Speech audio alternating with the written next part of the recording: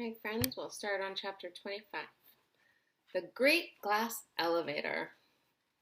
I've never seen anything like it, cried Mr. Wonka. The children are disappearing like rabbits. But you mustn't worry about it. They'll all come out in the wash. Mr. Wonka looked at the little group that stood beside him now in the corridor. There were only two children left now, Mike TV and Charlie Bucket. And there were three grown-ups, Mr. and Mrs. TV and Grandpa Joe. Shall we move on? Mr. Wonka said. Oh, yes, cried Charlie and Grandpa Joe both together. My feet are getting tired, said Mike TV. I want to watch television. If you're tired, then we'd better take the elevator, said Mr. Wonka. It's over here. Come on, in we go. He skipped across the passage to a pair of double doors. The doors slid open. The two children and the grown-ups went in. Now then, cried Mr. Wonka, which button shall we press first? Take your pick. Charlie Bucket stared around him in astonishment. This was the craziest elevator he had ever seen. There were buttons everywhere. The walls and even the ceiling were covered all over with rows and rows and rows of small black push buttons. There must have been 1,000 of them on each wall and another 1,000 on the ceiling. And now Charlie noticed that every single button had a tiny printed label beside it telling you which room you would be taken to if you pressed it. This isn't just an ordinary up and down elevator, announced Mr. Wonka proudly. This elevator can go sideways and long ways and slant ways and any other way you can think of. It can visit any single room in the whole factory, no matter where it is. You simply press the button and zing, you're off. Fantastic, murmured Grandpa Joe. His eyes were shining with excitement as he stared at the rows and rows of buttons. The whole elevator is made of thick, clear glass, Mr. Wonka declared. Walls, doors, ceilings, floor, everything is made of glass so you can see out. But there's nothing to see, said Mike TV. Choose a button, said Mr. Wonka. The two children may press one button each, so take your pick. Hurry up. In every room, something delicious and wonderful is being made.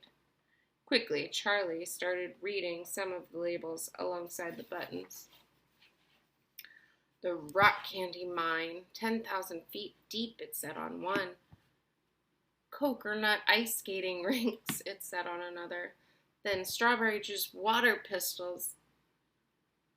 Toffee apple trees for planting out in your garden, all sizes, exploding candy for your enemies, luminous lollies for eating in bed at night, mint jubilees for the boy next door. They'll give him green teeth for a month, cavity-filling caramels, no more dentists, stick jaw for talkative parents, wriggle sweets that wriggle delightfully in your tummy after swallowing, invisible chocolate bars for eating in class, candy-coated pencils for sucking, fizzy lemonade swimming pools, magic hand fudge. When you hold it in your hand, you taste it in your mouth.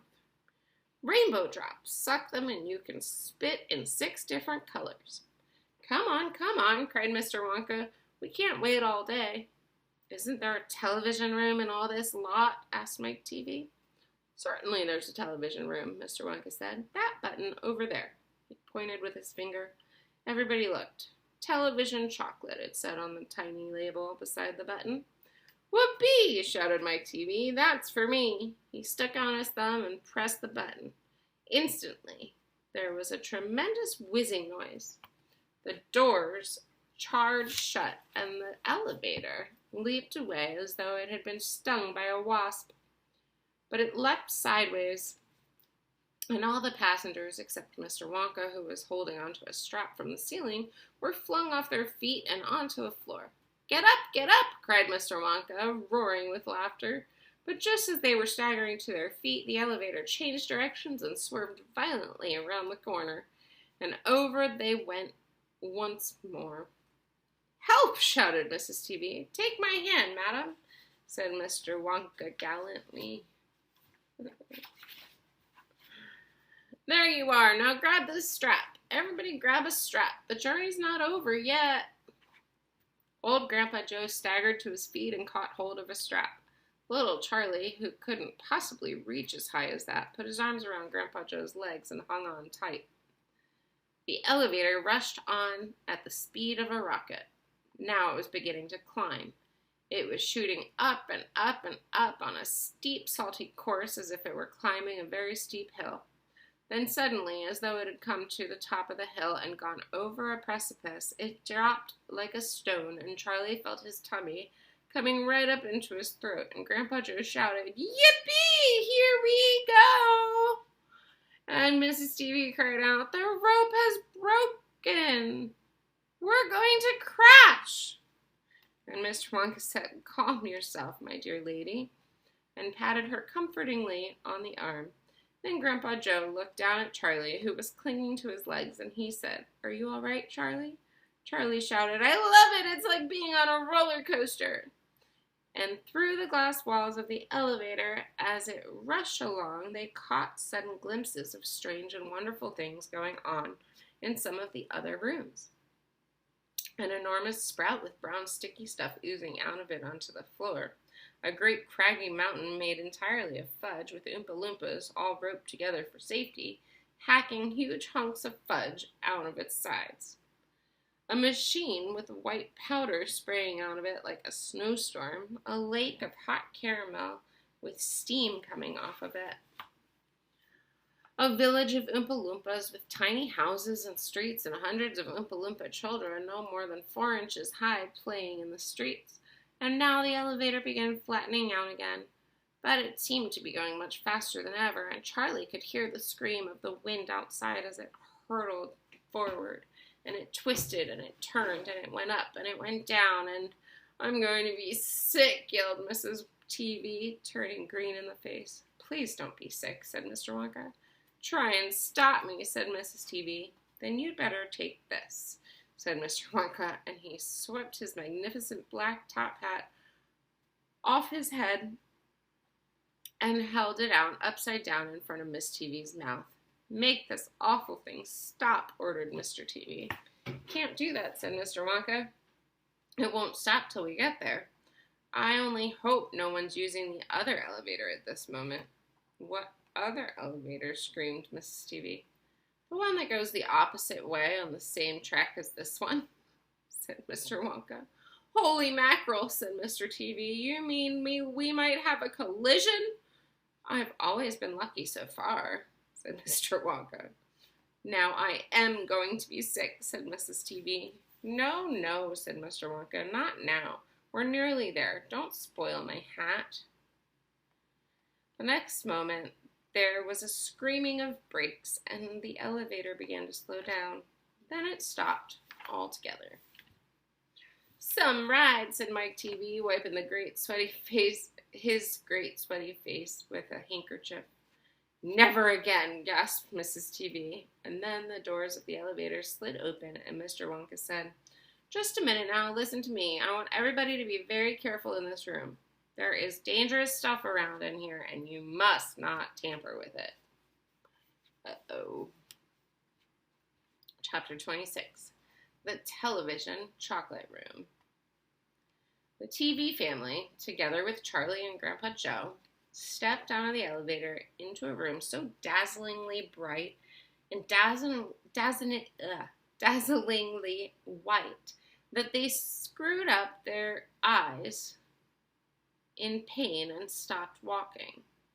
Mr. Wonka handed each of them a pair of dark glasses and said, "Put these on quick, and don't take them off in here whatever you do. This light could blind you." As soon as Charlie had his dark glasses on, he was able to look around him in comfort. He saw a long, narrow room. The room was painted white all over. Even the floor was white, and there wasn't a speck of dust anywhere. From the ceiling, huge lamps hung down and bathed the room in the brilliant blue-white light. The room was completely bare except at the far ends. At one of these ends was an enormous camera on wheels, and a whole army of Oompa Loompas was clustering around it, oiling its joints and adjusting its knobs and polishing its great glass lens. The Oompa Loompas were all dressed in the most extraordinary way. They were wearing bright red spacesuits, complete with helmets and goggles. At least they looked like spacesuits, and they were working in complete silence. Watching them, Charlie experienced a queer sense of danger. There was something dangerous about this whole business, and the Oompa Loompas knew it. There was no chattering or singing among them here, and they moved about over the huge black camera slowly and carefully in their scarlet spacesuits. At the other end of the room, about 50 paces away from the camera, a single Oompa Loompa, also wearing a spacesuit, was sitting at a black table, gazing at the screen of a very large television set. Good. Here we go, cried Mr. Wonka, hopping up and down with excitement. This is the testing room for my very latest and greatest invention, television chocolate. But what is television chocolate? Asked Mike Teavee. Good heavens, child, stop interrupting me, said Mr. Wonka. It works by television. I don't like television myself. I suppose it's all right in small doses, but children never seem to be able to take it in small doses. They want to sit there all day long staring and staring at the screen. That's me, said Mike Teavee. Be quiet, said Mr. Teavee. Thank you, Mr. Wonka said. I shall now tell you how this amazing television set of mine works. But first of all, do you know how ordinary television works? It is very simple. At one end, there's a picture being taken. You have a large movie camera and you start photographing something. The photographs are then split into millions of tiny little pieces, which are so small that you can't see them. And these little pieces are shot out into the sky by electricity. In the sky, they go whizzing around all over the place until suddenly they hit the antenna on the roof of someone's house. They then go flashing down the wire that leads right into the back of the television set, and in there they get jiggled and joggled around until at last every single one of those millions of tiny pieces is fitted back into the right place, just like a jigsaw puzzle. And presto, the photograph appears on the screen. That isn't exactly how it works, Mike Teavee said. I'm a little deaf in my left ear, Mr. Wonka said. You must forgive me if I don't hear everything you say. I said, that isn't exactly how it works, shouted Mike Teavee. You're a nice boy, Mr. Wonka said, but you talk too much. Now then, the first time I saw ordinary television working, I was struck by a tremendous idea. Look here, I shouted. If these people can break up photographs into millions of pieces and send the pieces whizzing through the air and then put them back together again at the other end, why can't I do the same thing with a bar of chocolate? Why can't I send a real bar of chocolate whizzing through the air in tiny pieces and then put the pieces together at the other end, all ready to be eaten? Impossible, said Mike Teavee. You think so, cried Mr. Wonka. Well, watch this. I shall now send a bar of my very best chocolate from one end of this room to the other by television. Get ready there. Bring in the chocolate. Immediately, 6 Oompa Loompas marched forward, carrying on their shoulders the most enormous bar of chocolate Charlie had ever seen. It was about the size of the mattress he slept on at home. Can you imagine a piece of chocolate the size of a mattress? It has to be big, Mr. Wonka explained, because whenever you send something by television, it always comes out much smaller than it was when it went in. Even with ordinary television, when you photograph a big man, he never comes out on your screen any taller than a pencil, does he? Here we go then. Get ready. No, stop. Hold everything. You there, Mike Teavee. Stand back. You're too close to the camera. There are dangerous rays coming out of that thing. They could break you up into a million little pieces in 1 second. That's why the Oompa Loompas are wearing spacesuits. The suits protect them. All right, that's better. Now then, switch on. One of the Oompa Loompas caught hold of a large switch and pulled it down. There was a blinding flash. "The chocolate's gone!" shouted Grandpa Joe, waving his arms. He was quite right. The whole enormous bar of chocolate had disappeared completely into thin air. "It's on its way!" cried Mr. Wonka. "It is now rushing through the air above our heads in a million tiny pieces. Quick, come over here." He dashed over to the other end of the room, where the large television set was standing, and the others followed him. "Watch the screen," he cried. "Here it comes, look." The screen flickered and lit up. Then suddenly a small bar of chocolate appeared in the middle of the screen. "Take it!" shouted Mr. Wonka, growing more and more excited. "How can you take it?" asked Mike Teavee, laughing. "It's just a picture on a television screen." "Charlie Bucket," cried Mr. Wonka, "you take it. Reach out and grab it." Charlie put out his hand and touched the screen, and suddenly, miraculously, the bar of chocolate came away in his fingers. He was so surprised he nearly dropped it. "Eat it!" shouted Mr. Wonka. "Go on and eat it. It'll be delicious. It's the same bar. It's gotten smaller on the journey, that's all." "It's absolutely fantastic," gasped Grandpa Joe. It's a miracle." "Just imagine," cried Mr. Wonka, "when I start using this across the country. You'll be sitting at home watching television, and suddenly a commercial will flash into the screen, and a voice will say, 'Eat Wonka's chocolates. They're the best in the world. If you don't believe us, try one for yourself. Now!' And you simply reach out and take one. How about that, eh?" "Terrific," cried Grandpa Joe. "It will change the world." We'll read the next two chapters tomorrow.